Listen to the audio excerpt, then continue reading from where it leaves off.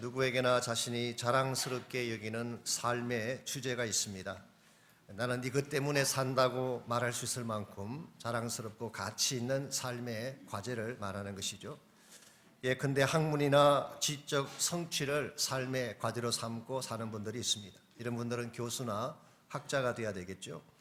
어떤 분은 부의 축적이나 사업적 성공의 일생을 걸기도 합니다. 이런 사람은 당연히 기업가가 되어야 할 것입니다. 혹은 음악이나 예술의 인생을 거는 사람들도 있고 인류에 공헌할 창조적 역할의 삶을 투자하는 케이스도 볼 수가 있습니다. 심지어 어떤 분은 사랑의 목숨을 걸고 그것을 위해 전생애를 불태우는 케이스도 보게 됩니다. 여러분 잘 아시는 영국의 에드워드 8세가 그 좋은 예가 아니겠습니까? 이분은 1936년 1월에 실제로 영국 국왕에 올랐던 사람입니다. 그랬는데 미세스 월리스 심슨이라고 하는 심슨 부인과 사랑에 빠지는 바람에 그 사랑을 지키기 위해서 왕자리를 자기 동생에게 물려주고 1년 만에 왕위를 내려왔습니다. 그냥이 아니고 심슨 부인 미세스라는 단어를 앞에 붙이는 이유가 뭔지 아시겠죠? 이 여자분은 2번씩이나 결혼한 유부녀였습니다. 유부녀에다가 미모도 석 뛰어난 것 같지는 않은데 여러분께서 사진을 보시면 아시겠지만 심청전에 나오는 뺑덕엄마를 연상시키는 그런 미모를 가진 도금봉씨 같이 생긴 그런 분이었습니다. 그럼에도 불구하고 이 에드워드 8세는 자기의 왕권과 자기의 모든 재산권과 명예를 다 포기하고 프랑스로 건너가서 1937년도에 결혼을 하고 그가 세상을 떠나는 1972년까지 35년 동안 미세스 심슨과 남은 생애를 보냈습니다. 왜 이와 같은 선택을 했을까요? 사랑이 그의 삶의 최대 주제였기 때문입니다. 이와 같이 사람마다 케이스는 다르지만 자기들 나름대로 설정한 삶의 주제, 라이프 팀이라고 부르는 것이 있습니다. 여러분에게도 분명히 이와 같은 삶의 주제가 있을 것입니다. 우리 삶의 주제가 무엇이 되느냐에 따라서 삶의 방향도 결정되고 맺게 되는 열매도 결정되게 됩니다. 우리가 아무리 열정을 품고 살아가도 기술이 뛰어나고 머리가 뛰어나도 삶의 주제가 건전하지 못하면 맺게 될 열매도 건강할 수가 없습니다. 이런 면에서 크리스찬으로서 우리 삶의 주제를 바로 정할 때 우리가 한 번을 살아도 하나님께 영광이 되고 우리 인생 가운데도 맺게 될 열매가 아름다울 수가 있습니다. 그리스도인으로서 예수 그리스도를 따르는 제자로서 우리 삶에서 추구해야 될 최대의 주제가 무엇이 되어야 할까요? 결론부터 말씀드리면 복음입니다. 복음만큼 우리 삶을 가치 있게 만드는 것이 없기 때문에 복음만큼 내가 살아가야 될 이유를 명확하게 보여주는 절대적 가치가 없기 때문에 복음이 내 인생의 주제가 될 때 우리의 인생은 하나님께 영광이 되고 우리 삶을 다 마친 후에도 남길 열매가 아름다워지게 됩니다. 이런 의미에서 우리는 복음이 무엇인지를 정확하게 알 필요가 있고 이 복음의 가치를 바르게 인식하고 복음에 우리 인생을 걸고 달려가야 될 결심을 해야 됩니다. 우리가 어떻게 할 때에 복음과 함께 복음을 위한 삶으로 우리 생애를 달려갈 수가 있을까요? 오늘 같이 봉독한 본문에 보시면은 이 복음의 가치에 대한 사도 바울의 명확한 소개가 오늘 본문에 기록된 내용입니다. 16절과 17절은 사실은 로마서 전체를 대표하는 주제 구절이라고 부를 수 있습니다. 로마서라고 하는 책은 이 두 구절을 해석하고 풀어가는 내용이다 그렇게 불러도 괜찮을 정도로 중요한 말씀이 오늘 본문의 내용입니다.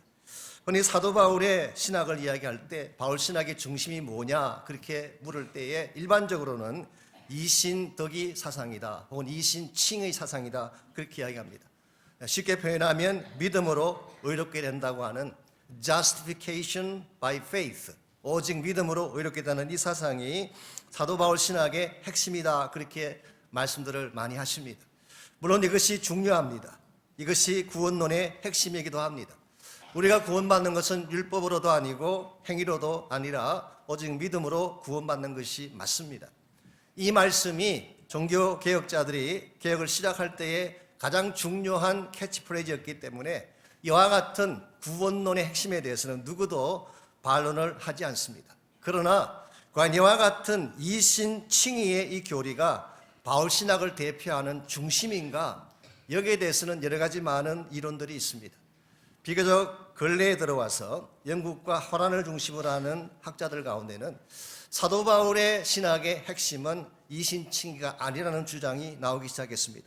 하워드 마셜이나 리들버스 혹은 F. 브루스 같은 여러분에게는 익숙하지 않지만 신학을 공부하시는 분들에게는 익숙한 성경학자들이죠. 이분의 설명에 의하면은 이신덕이라고 하는 이 칭의의 교리는 사도 바울이 유대주의자들과 논쟁을 할 때, 소위 폴레믹 컨텍스트에서 주로 나왔던 내용이지 이것이 바울 신학의 전부를 이끄는 중심은 아니라고 하는 것이 그분들의 주장입니다. 그런 바울 신학의 중심은 뭔가? 한마디로 예수 그리스도입니다. 하나님이 예수 그리스도를 통해서 이루기를 원하시는 구속사역, 영어로 표현하면 redemptive works of Christ, 예수 그리스도가 이룩하신 구속사의 사역, 이것이 바울 신학의 핵심입니다. 이걸 쉬운 말로 표현하면 십자가와 부활이라고 표현할 수가 있습니다. 이 두 가지가 사도 바울이 주장했던 바울 신학의 핵심이고 복음의 핵심이고 하나님 구속사의 핵심이기도 합니다. 하나님의 구속 사건은 예수 그리스도께서 오셔서 죽으시고 부활하심으로 클라이맥스를 이루게 되고 앞으로 진행되는 모든 과정도 이것을 성취함으로 말미암아 하나님의 나라를 이루는 것입니다. 그러므로 칭의 교리라고 하는 것은 중요하긴 하지만 이것은 그리스도 구속 사역의 개인적 적용에 불과한 것이지 바울 신학의 전부를 대표할 수는 없습니다. 흔히 영어로 표현할 때 personal appropriation of redemptive history, 하나님의 구속 역사의 개인적 적용을 의미하는 것뿐이다. 이런 측면에서 사도 바울이 전파하고 싶어하는 복음의 핵심 내용은 한 개인의 구원 사건이 아닙니다. 이것을 넘어서서 하나님의 나라를 이루어가고 하나님의 구속 역사를 성취하는 것이 바울 신학의 중심이고 바울 사역의 핵심이라고 보는 것이 옳습니다. 그래서 오늘 15절 말씀 보시면은 바울은 자신의 사역의 반경을 이렇게 표현합니다. 그러므로 나는 할 수 있는 대로 로마에 있는 너희에게도 복음 전하기를 원하노라. 지난주에 소개해드린 것처럼 바울은 이미 다른 지역에서 수많은 교회들을 개척하고 복음 전거의 전초기들을 만들었습니다. 즉 하나님 나라를 이루어가기 위한 많은 베이스들을 만든 것입니다. 이와 같은 사역을 완수한 바울이 이제는 로마에 가서 너희들에게도 복음의 기초를 닦음으로 말미암아 하나님 나라의 기초를 닦고 싶다. 이것이 오늘 본문에 기록된 바울의 인텐션이에요. 바울은 여기서 끝나지 아니하고 이 로마 사역을 한 후에 로마를 거쳐서 스페인까지 가는 것, 그리고 바울은 스페인을 다녀온 이후에도 거기서 멈추지 아니하고 하나님이 부르시는 그날까지 할 수만 있다면 땅끝까지 나아가서 예수의 복음을 전감으로써 하나님의 나라를 이루는 것, 이것이 사도 바울이 일평생을 달려가야 했던 이유이고 사도 바울 사역과 삶의 핵심 주제라고 부를 수가 있습니다. 오늘 여러분과 저의 삶에도 동일한 주제가 필요합니다. 예수 그리스도의 십자가와 부활이라는 복음, 그리고 이 복음을 전파하고 이 복음을 외침으로 말미암아 우리가 가는 곳곳마다 하나님의 나라를 세우고 궁극적으로 하나님의 구속사가 완성되게 하는 것, 이것이 우리 모두가 달려가야 될 삶의 목표이고 우리 삶의 대주제라고 부를 수가 있습니다. 그래서 16절을 보시면 바울은 다음과 같이 선포하고 있습니다. 내가 복음을 부끄러워하지 아니하노니. 바울은 이 복음을 부끄럽게 여기지 않는다, 창피하게 여기지 않는다. I'm not ashamed of the gospel. 복음을 ashame하게, 부끄럽게, 창피하게 느끼지 않고 자랑스럽게 생각한다. 그렇게 선포를 하고 있습니다. 보편적으로 우리가 무엇을 부끄러워할 때는 두 가지 이유 때문입니다. 첫 번째 이유는 자신이 가지고 있는 것이 무가치하다고 느낄 때, 여러분이 가정 배경이든 여러분이 소유한 어떤 것이든 가치 있다고 생각하면 부끄럽게 여기지 않습니다. 그런데 가치가 없다고 생각하면 숨기고 싶고 창피하게 느낄 수가 있는 거죠. 두 번째 경우는 자기 자신에 대한 confidence, 확신이 부족할 때입니다. 요즘 분들은 상상하지 못하겠지만 저희들이 어렸을 때만 해도 학교 갈 때 도시락이 굉장히 중요한 이슈였습니다. 이 도시락에 어떤 반찬을 가지고 가느냐, 만일 어떤 학생이 도시락에 계란 후라이를 가지고 왔다, 혹은 계란 말이를 가지고 왔다, 그러면 그 학생의 집은 부자입니다. 이 학생은 도시락 펴기를 자랑스러워합니다. 자신 있게 펼치고 많은 동료들이 그 곁에 모여들어요. 한 점 얻어 먹으려고. 그러니까 도시락에 본인이 가치 있다고 느끼는 계란 후라이가 있기 때문에. 저희 집은 그렇지가 못했어요. 우리 어머니께서 주로 된장독에서 끄집어낸 장아찌, 몇 조각 이렇게 썰어 주었기 때문에 그러다 보니까 도시락이 자랑스러울 수가 없죠. 제가 지금 생각해 보니까 계란 후라이보다 장아찌가 훨씬 더 건강식품인데 우리 어머니 늘 말씀하시듯이 작은 양으로 많은 밥을 먹을 수 있는 것이 얼마나 경제적 효율성이 높으냐, 장아찌가 얼마나 귀한 것인데 그 당시 제가 그 가치를 몰랐기 때문에 창피하게 여기고 부끄럽게 여겼던 것이죠. 오늘 여러분께서 무엇을 가지셨든지 그 가치를 알고 나면 자랑스러워할 수가 있습니다. 근데 가치를 모르면 혹은 가치가 없다고 생각하면 부끄러워하고 숨기게 되는 것이죠. 오늘 본문에서 바울이 표현한 것이 바로 이것입니다. 사도 바울이 처음에는 복음을 잘 몰랐기 때문에 복음에 대해서 부끄러워했습니다. 왜 바울이 복음을 부끄러워했을까요? 복음의 핵심 내용이 십자가에 달리신 그리스도이기 때문에, crucified Messiah, 유대인에게 있어서 저주받은 메시아, 십자가에 못 박혀 죽은 메시아라고 하는 것은 상상조차 할 수 없는 치욕적인 사건입니다. 그러므로 바울은 유대인으로서 또 구약을 전공한 사람으로서 십자가에 달려 죽은 메시아를 생각할 때마다 그는 부끄러워할 수밖에 없었어요. 이것이 어떻게 자랑일 수가 있나? 이것은 정말 있을 수가 없는 저주받은 사건인데 어떻게 이것을 내가 전할 수가 있을까? 이와 같이 그런 십자가를 몰랐을 때에 십자가를 부끄러워하고 십자가 되신 예수 그리스도를 창피하게 여겼는지 모르지만 이 바울이 다메섹 도상에서 예수님 만난 이후에 십자가 무엇인지를 정확하게 알고 난 후에 그의 일생의 최대 자랑이 십자가가 됐어요. 십자가 외에는 자랑할 것이 없노라고 선포하고 십자가를 선포하는 일에 자기의 전생애를 걸고 다녀간 것이 바로 사도 바울의 일생일대였습니다. 여러분과 저의 삶에도 이와 같은 인식이 필요합니다. 복음이 무엇인지를 정말 알고 복음의 가치가 얼마나 위대한지를 바로 깨달을 때 우리는 바울과 똑같이 복음을 부끄러워하지 않게 되고 이 복음이라고 하는 주제에 내 인생을 걸고 하나님의 부르심과 목적을 위해 달려가게 되는 것입니다. 여러분께서는 인생을 살아갈 때에 어떤 삶의 주제를 가지고 인생을 살고 계시는지요? 돈벌이입니까? 출세입니까? 명성입니까? 혹은 정현이 같이 캡틴 보고 있나? 이 한마디를 남기기 위해서 살고 계시나요? 이와 같은 것들도 가치가 없는 것은 아니지만 이것은 절대적 가치는 아닙니다. 저는 여러분 한 분 한 분이 복음의 인생을 거시기를 축원합니다. 복음이 내 삶의 라이프 팀이 될 때 그때 여러분의 인생은 가치 있고 보람 있고 하나님이 가장 기뻐 받으실 만한 열매가 맺히는 것입니다. 그렇다면 왜 이 복음이 이처럼 자랑스러워할 만큼 가치가 있는 것일까요? 오늘 본문에 보시게 되면 사도 바울이 복음을 부끄러워하지 않았던 세 가지 이유가 오늘 본문에 기록되어 있습니다. 복음을 자랑스럽게 생각하는 첫 번째 이유는 복음이 가진 본성 때문입니다. 이 복음의 nature, 이 복음이라는 단어가 근본적으로 무슨 뜻입니까? good news 아닙니까? 좋은 소식 아니겠습니까? 지금까지 알지 못했던 새로운 생명의 소식, 이것이 바로 이완겔리온, 이 복음이라는 단어가 가지고 있는 근본 컨셉입니다. 그러므로 복음을 들으면 죽은 자가 살아납니다. 복음을 들으면 결박에 묶였던 자의 저주와 불행이 풀리고 자유케 되는 것, 이것이 바로 복음이 가지고 있는 네이처입니다.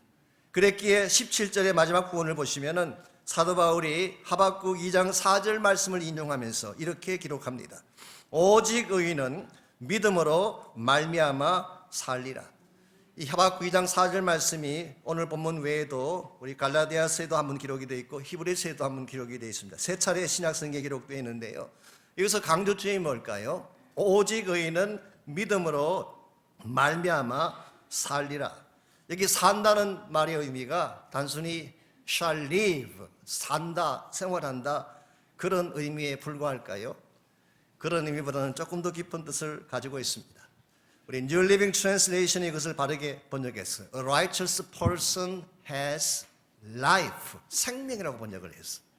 이건 단순하게 내가 생활한다, 살아간다 이런 뜻이라기보다는 믿음을 가진 자에게 하나님이 생명을 주신다 그런 뜻이에요. 우리에게 주어지는 생명은 복음을 믿을 때 주어지는 것이고 이것은 복음이 가지고 있는 근본적인 본성과 동일한 것입니다. 이 복음이 우리 삶 가운데 임하게 되면 우리가 결박되고 묶여있고 죽음의 공포 가운데 살았던 우리의 삶이 복음으로 말미암아 생명을 얻게 되고 살아나게 되는 것. 이게 사실은 복음이 가지고 있는 가장 소중한 가치 중의 하나입니다. 이와 같은 복음의 본성을 가장 드라마틱하게 체험한 인물이 마르틴 루터였어요. 여러분이 아시는 바대로 이 루터는 원래 법학도였잖아요. 그분의 아버지가 굉장히 엄격한 분이었습니다. 그래서 아버지가 너무 엄하게 자식을 키웠기 때문에 이 루터의 마음속에 새겨진 하나님에 대한 이미지가 아버지 이미지를 그대로 입혔기 때문에 항상 두렵고 심판하시는 무서운 wrath of God, 하나님의 진노에 대한 컨셉이 굉장히 강했습니다. 한 번은 여름방학 때 친구와 같이 자기 집으로 돌아오다가 자신이 보는 앞에서 친구가 벼락을 맞아 죽는 장면을 보고 충격을 받죠. 하나님의 진노라고 하는 사건 앞에 두려움에 빠지게 된 것입니다. 그래서 그는 학업을 중단하고 어거스틴 계열의 수도원에 들어가서 수도사가 됐습니다. 멍크가 됐어요. 그래서 그는 날마다 고행을 하고 금식을 하고 기도를 하고 경건을 추구하면서 어떻게든 하나님의 진노를 피해보려고 노력을 했습니다. 그러던 중에 자기 일생의 영적 아버지라고 지칭되어지는 조헨 폰 스타우피츠라고 하는 유명한 수도사 한 분을 그 수도원에서 만나게 됩니다. 그때 스타우피츠가 이렇게 말을 합니다. 나도 경건하게 살려고 수천 번 노력을 했으나 번번이 실패를 했네. 해서 나는 더 이상 서약을 하지 않기로 했다. 차라리 하나님의 자비와 긍휼을 구하는 것이 더 나음을 알았기 때문이다. 그러나 이 말을 들은 루터는 그래도 자신에게 너무 화가 난대. 약속을 지키지 못하고 율법대로 살지 못하는 자신을 볼 때마다 너무너무 화가 난다고 이야기했어요. 그 말들은 스타우피츠가 다음과 같이 제안을 했습니다. 하나님은 자네에게 화를 내고 있지 않네. 화를 내는 것은 자네지 하나님이 아닐세. 하나님 말씀을 다시 보게나. 그때부터 루터가 성경을 보기 시작했습니다. 성경을 깊이 있게 묵상하고 공부하기 시작했어요. 그래서 나중에 아시는 대로 대학에 들어가서 The Doctor of Theology, 그래서 우리가 흔히 Dr. 마르틴 루터라고 부르는 이유가 이분은 실제로 신학 박사학위를 따게 됩니다. 그리고 나중에 대학교에서 비텐버그 대학에서 티칭을 하시게 되죠. 이 루터가 성경을 공부하고 하나님 말씀 속에 심취해서 말씀의 진리를 깨달아가는 과정에서 1510년도에 로마를 방문할 기회가 있었습니다. 그때 그는 로마를 방문하고 로마 교황청의 타락성 앞에 충격을 받습니다. 그 나중에 선글에 이런 대목이 나와요. 만일 지옥이 있다면 로마는 바로 그 위에 서 있다고 할 정도로 로마 교황청이 부패하고 타락한 것을 보며 굉장히 아파했습니다. 그래서 로마의 부패상과 자신의 가슴 속에 치유할 수 없는 이 죄악의 고통을 부여안고 그는 거룩한 계단이라는 곳으로 갑니다. Holy Stairs, 라틴 말로 이것을 스칼라 상크타라고 부릅니다. 스칼라 상크타. 이 계단은 28개의 흰색 대리석으로 만들어져 있는 계단이었습니다. 로마 캐톨릭 전성에 의하면 여기 있는 이 대리석 돌은 예수님께서 재판을 받기 위해 예루살렘에 있는 빌라도의 법정으로 갈 때 그 길에 깔려있던 돌이라고 합니다. 이 돌을 AD 326년도에 헬레나 왕비는 나중에 컨스탄티누스 대제의 엄마가 됩니다. 헬레나 왕비가 로마로 그 대리석을 가져와서 로마에 만든 계단이 아까 말씀드린 스칼라 상타라고 하는 계단이 된 것입니다. 그래서 캐톨릭 사람들은 예수님께서 걸어가셨던 이 돌계단을 무릎으로 올라가게 되면 면죄가 주어진다. 그래서 그들은 죄를 해결할 그런 문제가 생기면 이 계단에 무릎을 타고 올라가는 것입니다. 여러분 생각해 보십시오. 예루살렘에서 가져온 돌멩이에 무슨 죄사함의 능력이 있겠어요? 이 돌멩이 위를 걸어가신 예수님을 붙잡아야지, 예수님 붙잡지 않고 그분이 걸어간 대리석 돌을 밟는다고 무슨 문제가 해결되겠습니까? 한국에 보면 요즘에도 요단강에서 또 온 생수 파는 분들 계시잖아요. 그 흙탕물 가져와가지고 이 생수 먹으면 모든 질병 고침받는다 해서 생수 파는 그런 가짜들이 많이 있잖아요. 오늘날 사실 이와 같이 실제로 복음이 아닌 엉뚱한 것을 가지고 죄에 대한 문제를 다루려고 하는 시도들이 기독교 안에 많이 있습니다. 마르틴 루터가 그 당시에는 그 말을 그대로 믿었기 때문에 그는 무릎이 깨어지도록 그 계단을 오르내렸어요. 하나님 이름을 부르면서 정말 하나님 앞에 죄를 자복하고 고해를 하면서 수십 번 그 계단을 무릎이 터지도록 올라가며 내려가며 가슴을 쳤지만 nothing happened. 아무 일도 벌어지지 않았어요. 그래서 그는 그 자리에서 비로소 한 가지 깨닫습니다. 아하, 나의 고행이나 나의 노력이나 나의 선행이나 나의 어떠한 행위 자체가 내 이 문제를 푸는 데는 아무런 도움이 되지 않는구나. 그리고 나서 우리가 잘 아는 바처럼 1517년도에 위텐버그로 돌아온 루트가 로마서를 강의하다가 오늘 우리가 같이 봉독했던 이 본문을 읽는 중에 17절 말씀 앞에 거꾸러진 것입니다. 아하, 나의 행위가 아니라 나의 고행이 아니라 나의 노력이나 나의 금식이나 선행이 아니라 믿음이 나를 살게 하는구나. 이 진리를 가슴에 안고 이것을 억셉트하는 순간 루트의 모든 짐이 벗겨진 것입니다. 하나님을 향해 바르게 나가는 길이 열려지게 된 거예요. 여러분, 이것이 복음입니다. 복음은 근본적으로 우리가 지금 결박당해 있는 모든 죄악의 결박과 우리 스스로 나를 묶고 있는 모든 묶임을 풀어주셔서 자유케 하시고 새 생명 가운데 살게 하시는 능력, 이게 바로 복음이 가지고 있는 본성인 것입니다. 그래서 오늘날도 이 복음이 가는 곳마다 새로운 생명의 역사가 일어납니다. 복음이 닿는 곳마다 죽은 자가 살아나게 되고, 복음이 가는 곳마다 어둠의 권세가 떠나가고 새로운 빛이 임하게 되는, 여러분과 제가 이 사실을 바로 알 때에 이 복음을 들고 땅끝까지 나가게 되는 것입니다. 복음은 부끄러워야 할 어떤 것이 아니라 정말 자랑스럽게 전파해야 될 생명의 메시지입니다. 두 번째로 바울이 복음을 자랑스럽게 여긴 두 번째 이유는 복음이 가진 능력 때문이었습니다. 복음 안에는 하나님의 능력이 있습니다. 16절 말씀 보겠습니다. 이 복음은 모든 믿는 자에게 구원을 주시는 하나님의 능력이 됩니다. 먼저는 유대인에게요, 그리고 헬라인에게로다. 여기 보게 되면 복음이 가지고 있는 두 가지 측면을 읽어볼 수가 있습니다. 복음은 무제한적이면서 동시에 제한적이에요. 무제한적이라는 말의 의미는 누구든지 모든 자, 이 복음은 누구를 가리지 않습니다. 유대인이든 헬라인이든 로마 사람이든 동양인이든 누구든 가리지 아니하고 모든 자에게 구원을 주신다. 이런 면에서는 unlimited, 무제한적인 열림의 사건이 복음 사건입니다. 동시에 믿는 자에게, 모든 믿는 자에게 구원을 주시는 복음, 이런 면에서는 limited, 제한적이라고 할 수가 있죠. 그래서 그냥 가만히 있어도 모든 자가 다 구원이 받는 것이 아니라 everyone who believes, 이런 면에서는 제한적인 측면이 있습니다. 오늘 바울은 이와 같이 복음은 무제한적이면서 동시에 믿는 자에게 적용된다는 사실을 설명한 후에 하나님의 능력을 말씀하고 있습니다. 여기서 복음 안에 들어있다고 하는 하나님의 능력이 구체적으로 무엇을 말할까요? 여기에 능력이라고 번역한 파워라는 이 단어가 헬라말로 듀나미스라고 하는 유명한 단어입니다. 여기서 나온 영어가 뭘까요? 듀나미스, 다이너마이트라고 하는 영어가 여기에서 나왔습니다. 폭발력을 가진, 깨뜨리는 힘을 가진 것이 바로 다이너마이트. 복음은 깨뜨리고 폭발시키는 능력이 있다는 뜻이, 이 동일한 단어가 사도행전 1장 8절에서도 사용이 됐습니다. 오직 성령이 너희에게 임하시면 너희가 권능을 받고 할 때 이 권능이 듀나미스예요. 그래서 이 복음은 사람들을 깨뜨리고 변화시키는 능력이 있다. 어떤 완악한 죄인일지라도, 어떤 벌어진 차원의 인생일지라도 이 복음에 들어가게 되면 속심령을 깨뜨리고 변화시켜서 새롭게 만드는 힘, 이게 복음 속에 담겨져 있는 파워라고 말할 수 있습니다. 이 능력이 삭개오를 변화시킨 것입니다.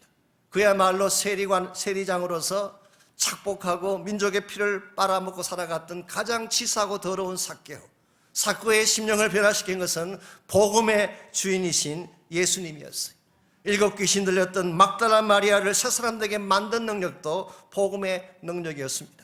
어느 누구도 케어할 수 없을 정도로 망가질 대로 망가지고 버려진 한 여인을 다시 새롭게 살 수 있도록 변화를 준 능력이 바로 복음의 주인이신 예수님께서 주신 능력이었어요. 무엇보다도 지금 이 편지를 적고 있는 바울 자신을 변화시킨 능력이 복음의 파워였습니다. 우리가 아는 바처럼 바울은 처음부터 예수 믿는 사람이 아니었습니다.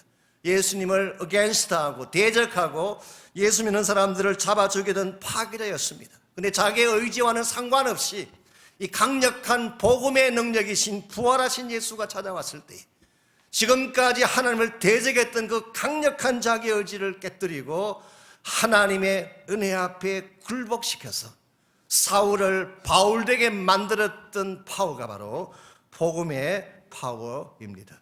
오늘 여러분과 저에게 이 능력이 있어야 돼요. 오늘 이 땅을 변화시키려면 교회가 이 능력을 가져야 합니다. 오늘 한국교회가 시시하게 된 이유가 무엇인가요? 우리가 세상을 흉내내고 세상 문화 따라간다고 해서 교회가 성장하고 부흥될까요? 저는 그렇게 생각하지 않습니다. 설사 숫자가 좀 늘었다고 할지라도 그것은 껍데기요 거품에 불과할 것입니다. 복음이 진정한 파워입니다. 복음의 능력을 가진 교회, 성령의 능력을 소유한 교회가 될 때에 그 교회를 통해서 오늘 또 하나님은 일하시게 되고 하나님의 나라 역사는 펼쳐져 갈 수가 있습니다. 아시는 대로 우리 인간에게는 능력이 없습니다. 저를 포함해서 여러분 모두에게도 우리 자체는 능력이 없어요. 우리 가진 능력은 복음에서 나오는 것입니다. 사람이 잘나서 전도가 되는 것이 아니라 복음 자체가 능력이기 때문에 전도가 되는 것입니다.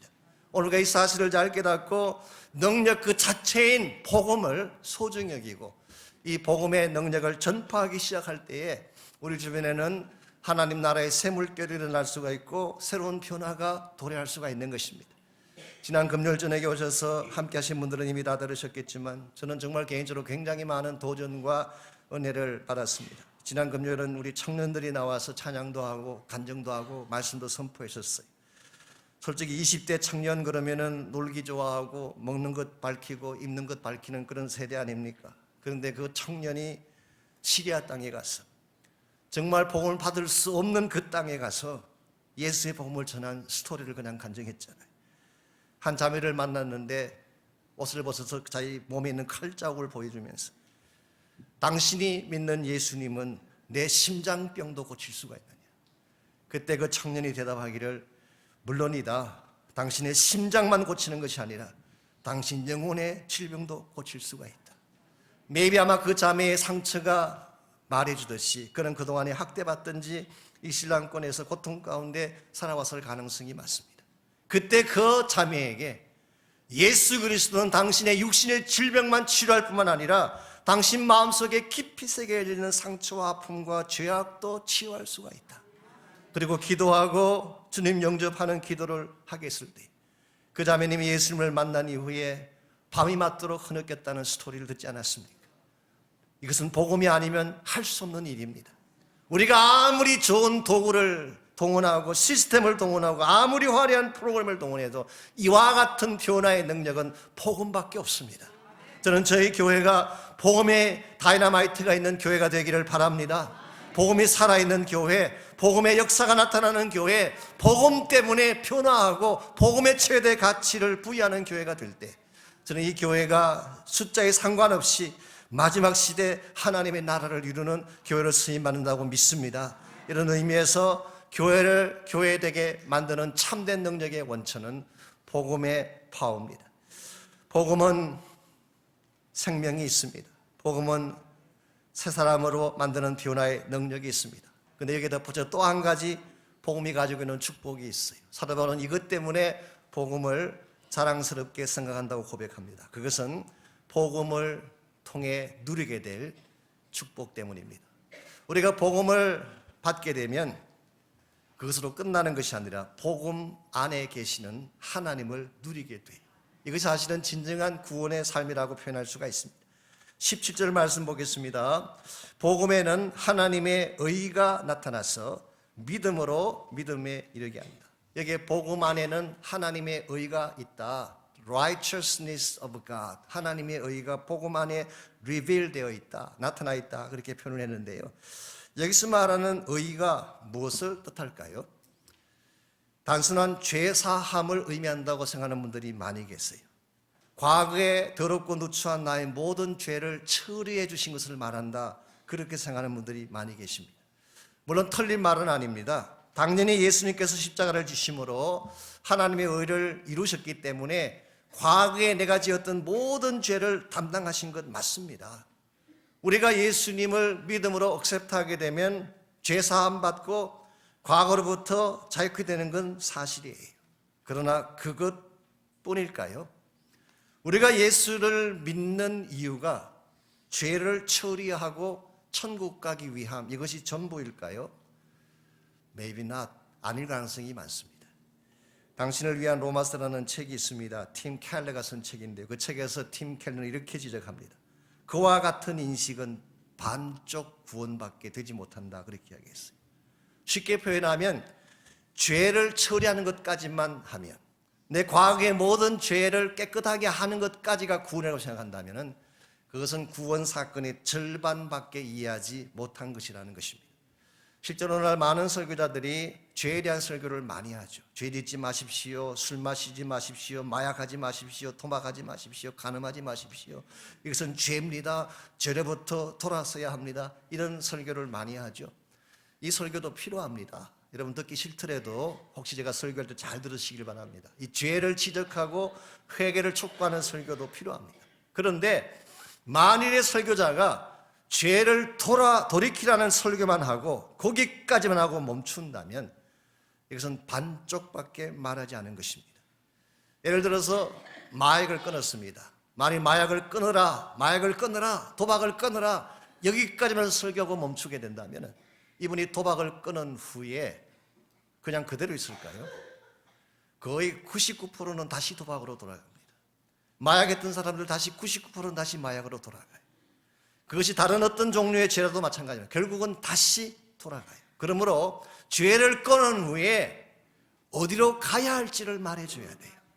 나의 과거라고 하는 죄라고 하는 이 문제를 처리한 후에 내가 진실로 내 마음을 작정하고 맡겨드려야 될 새 주인을 만나야 한다는 뜻입니다. 그러므로 오늘 성경이 말하는 하나님의 의라는 단어 속에는 우리의 죄사함도 들어있지만 죄사함 받은 후에 하나님과의 새로운 관계성이 회복되는 것까지를 포함한 것입니다. 이게 복음이에요. 오늘 우리가 죄 문제만 다루고 죄를 처리한 후에 만나야 될 하나님을 제대로 만나지 못하면, 그분 안에 계속 거하지 않게 되면 여러분은 진정한 차원에서의 구원의 기쁨을 맛볼 수가 없습니다. 제가 페이트할 때마다 늘 인용해드리는 여러분이 아시는 예화가 하나 있습니다. 호주의 한 감옥에서 한 죄수가 오랜 기간 동안 연구한 끝에 탈옥 준비를 했습니다. 어떤 계획을 세웠냐고 하면 항상 그 감옥 안으로 식료품을 딜리버리하는 트럭이 들어온다는 사실을 알고 그 시간을 정확하게 다 적어놨다가 그 식료품 트럭이 왔을 때 그 차 밑에 들어가서 딱 붙는 것입니다. 그래서 그 트럭이 나갈 때 같이 감옥을 빠져나가면 해방될 수가 있는 거죠. 그래서 그가 계획한 대로 정말 트럭이 왔을 때 트럭 밑에 딱 들어가서 한 30분을 있었더니 차가 딱 나가더니 30분을 달려가서 한 곳에 멈추었어요. 이제 30분 정도 왔으니까 괜찮겠거니 그러고 트럭에서 나왔더니 두 가지 소식이 기다리고 있었습니다. 첫째는 good news, 두 번째는 bad news. good news는 드디어 감옥을 나온 것입니다. bad news는 나와봤더니 다른 감옥이었어요. 그러니까 스테이트의 이 감옥에서 저 감옥으로 옮겨진 것뿐이에요. 여러분 이것을 자유라고 말할 수가 있을까요? 오늘 많은 그리스도인들이 이것을 반복하고 있어요. 한 가지 문제에서 나와서 another 문제로 들어가요. 이건 진정한 해결이 아닙니다. 오늘 성경이 말하는 참된 의의 삶은 죄라고 하는 문제를 벗어난 후에 의의 주인이신 예수님을 만나는 거예요. 그분과 함께 교제하는 거예요. 그분과 더불어 하나님의 능력과 은혜를 누리며 삶을 사는 것까지를 말합니다. 그랬기 때문에 오늘 본문에서 이와 같이 하나님의 의가 나타난다고 말씀하신 후에 믿음으로 믿음에 이르게 한다고 말한 것입니다. 이 말에 대한 해석은 굉장히 복잡하고 해석들이 많습니다. 그걸 제가 다 소개해드릴 수는 없는데요. 예를 들면 from faith to faith, 믿음으로 믿음에. NIV 성경 번역을 보게 되면 the first to last, 처음부터 끝까지 믿음, 그렇게 번역을 했어요. 혹은 우리 제임스 보이스라는 박사님이 계십니다. 우리 서든sem에서 가르치셨던 그분은 낮은 믿음에서 높은 믿음으로, 성 어거스틴은 고백하는 믿음에서 순종하는 믿음으로, 존 켈빈 같은 분은 복음을 받는 믿음에서 의를 소유하는 믿음으로, 복음을 받는 믿음을 initial faith라고 불렀고 의를 받는 믿음을 growing faith라고 불렀어요. 사실은 굉장히 다양하고 많은 해석들이 있습니다만 이 모든 해석에 한 가지 공통점이 있어요.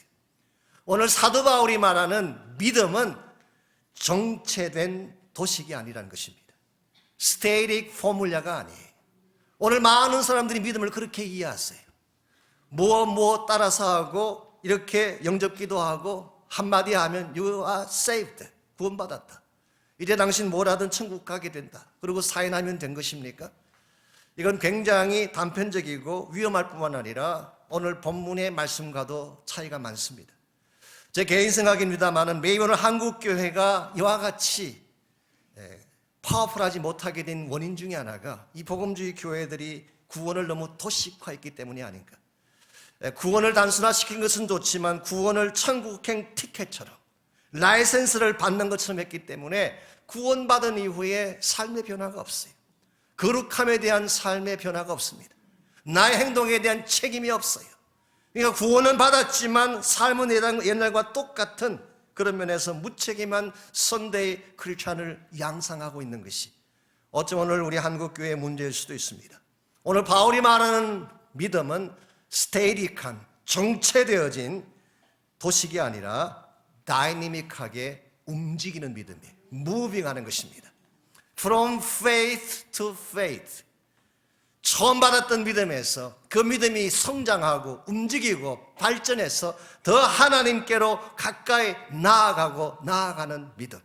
이 믿음이 우리를 살게 하는 것이고 이 믿음을 소유해야지 진정한 차원의 크리스찬이 될 수 있다는 사실을 밝히고 있습니다.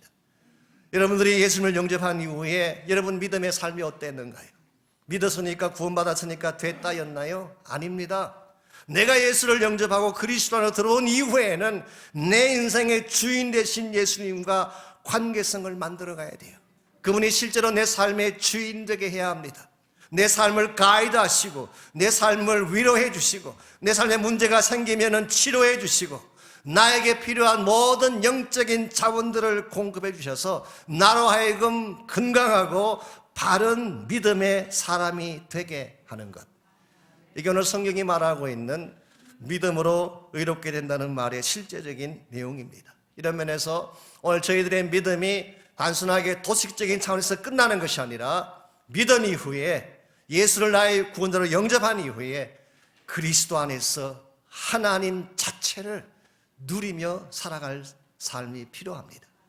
이와 같은 삶을 통해서 우리의 신앙이 성장하게 되고 우리 삶의 열매가 맺혀지게 되고 한 걸음 더 나아가 하나님이 기뻐하시는 하나님 나라의 일들이 이루어지게 되는 것입니다. 오늘 여러분들은 인생을 살아가시면서 어떤 주제를 가슴에 안고 인생을 살고 계시는지, 그것도 내가 잘 먹고 잘 사는 것, 내가 편안하게 살다가 이 땅을 떠나가는 것, 이것이 여러분의 라이프 팀인가요? 좋은 집에서 좋은 차 타고 편안하게 잘 살다가 죽는 것이 여러분 일평생의 주제인가요? 이것은 굉장히 소모적이면서도 세속적인 좀 샬로우한 인생 주제라고 저는 생각합니다. 여러분 마음속에 복음을 품으시기 바랍니다. 복음에 여러분의 인생을 거시기를 바랍니다. 그리고 여러분이 무슨 일을 하시든지 직장을 다니시든 사업을 하시든 티칭을 하시든 무슨 일을 하든지 복음이 여러분 삶의 메인 팀이 되게 하셔서 복음과 함께 달려가시기를 바랍니다. 그때 여러분의 인생에 진정한 열매가 맺히기 시작하고 하나님이 기뻐하시는 존귀한 역사들이 일어남을 볼 수가 있을 것입니다. 오늘 아침 우리가 이 사실을 기억하면서 하나님 앞에 한번 기도하고 헌신하며 나갔으면 좋겠습니다. 하나님이 우리에게 주신 인생은 낭비하라고 주신 인생이 아닙니다. 그저 시간 보내고 세월 보내다가 시간 다 차면 하나님 나라 오라고 보낸 인생이 아닙니다. 복음을 맡겨주시고 복음의 사명을 위해 살아가라고 우리에게 주신 존귀하고 아름다운 인생입니다. 이 시간에 이 복음이 얼마나 소중한지를 다시 한번 확인하시고 이 복음의 가치를, 복음의 보배로운 가치를 내 가슴에 품고 우리 앞으로 남은 생애 가운데 복음 위에 달려가겠다고 하는 결단과 결심의 기도 드리시기를 바랍니다. 혹시 여러분 가운데 아직도 이 복음의 주인이신 예수를 만나지 못한 분이 혹시 계신다면 여러분이 마음의 문을 열고 그분을 초청하시고 이제는 그분과 함께 홀로 다니지 마십시오. 그분과 함께 남은 여생을 달려가서 주님 부르시는 그날까지 그 영광 위에 가장 가치 있고 아름다운 보배로운 열매를 위해 살아가실 수 있도록 헌신하며 결단하며 기도하시기를 바랍니다. 함께 이 시간에 합심해서 기도하겠습니다. 예수를 나의 구주 삼고 성령과 피로서 거듭나니 이 세상에서 내 영혼이 하늘의 영광 누리도다. 이것이 나의 간증이요 이것이 나의 찬송일세.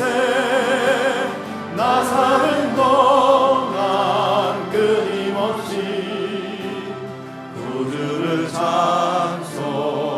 찬송하리로다. 온전히 주께 맡긴 내 영 사랑의 음성을 듣는 중에 천사들 왕래하는 것과 하늘의 영광 보리로다. 우리 다 일어나서 함께 찬양합니다. 이것이 나의 간증이요 이것이 나의 찬송일세. 나 사는 동안 끊임없이 구주를 찬송하리로다. 주 안에 기쁨 누림으로 마음의 풍랑이 잔잔하니 세상과 나는 간 곳 없고 구속한 주만 보이도다. 이것이 나의 간증이요 이것이 나의 찬송일세. 나 사는 동안 끊임없이 구주를 찬송하리로다. 이것이 나의 간증이요 이것이 나의 찬송일세. 나 사는 동안 끊임없이 구주를 찬송하리로다.